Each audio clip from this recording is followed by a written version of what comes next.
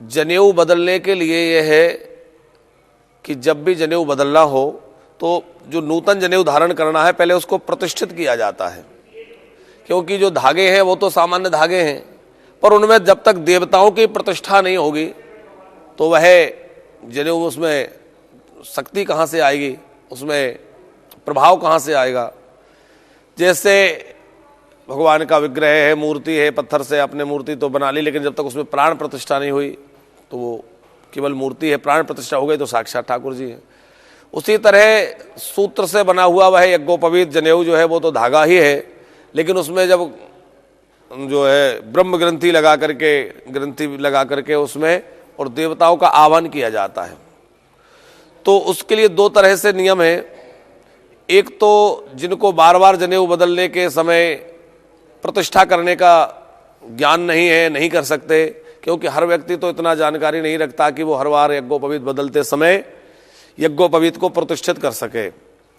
दूसरी बात यह है कि कब जनेऊ खंडित हो जाए, उतना अवसर ना हो कि दूसरा जनेऊ ला करके, दूसरा यज्ञोपवीत ला करके उसको प्रतिष्ठित किया जा सके, क्योंकि जैसे ही यज्ञोपवीत खंडित हो जाए तो ब्राह्मण को या यज्ञोपवीत धारी को तुरंत यज्ञोपवीत बदलना चाहिए। तो उसके लिए ऋषियों ने व्यवस्था दी है कि जो श्रावण होता है तो उस दिन श्रावणी उपाक्रम होता है। श्रावणी में जो यज्ञोपवीतों को प्रतिष्ठित कर दिया जाता है वो पूरे वर्ष भर कार्य करते हैं, मतलब वर्ष भर उनका प्रयोग किया जा सकता है। तो जैसे यज्ञोपवीत के 9 तंतु हैं, तो 9 तंतुओं में 9 देवताओं का आवाहन होता है, 3 उसकी ग्रंथियां हैं, 3 ग्रंथियों में तीनों देवता ब्रह्मा विष्णु महेश का आवाहन होता है, और पूरी तरह से यज्ञोपवीत की पहले प्रतिष्ठा होती है।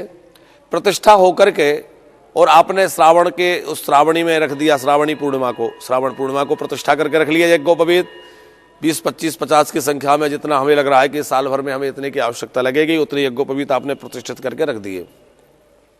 जब आवश्यकता लगे तो उसी में से एक लेकर के, और यदि हो सके तो यज्ञोपवीत का जो विनियोग है धारण का, यज्ञोपवीत विनियोग करके और यज्ञोपवीत धारण का मंत्र बोल करके और उसको धारण कर लें, भगवान सूर्य नारायण को दिखा करके और प्रणाम करके सूर्य भगवान को वो यज्ञोपवीत धारण कर लें।